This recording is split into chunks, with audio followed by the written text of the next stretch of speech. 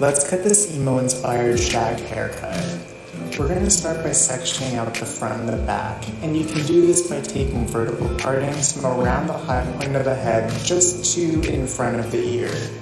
You can adjust this based on your guest's density or how much layering they actually want.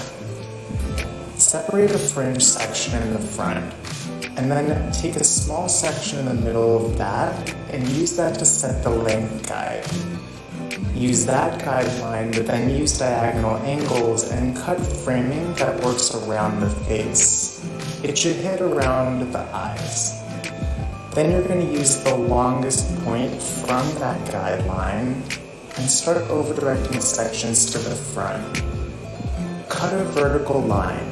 This is going to remove some length in the front as well as frame the face really heavily. So it's going to create a lot of layers and a lot of texture right in the front of the face.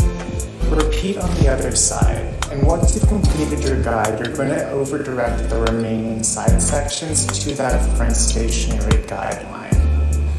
Remist with Kenra Platinum Pearl Detangler to ensure even saturation, then separate the nape section. Release the top and then cut using a guideline around the top of the ear that came from the front sections.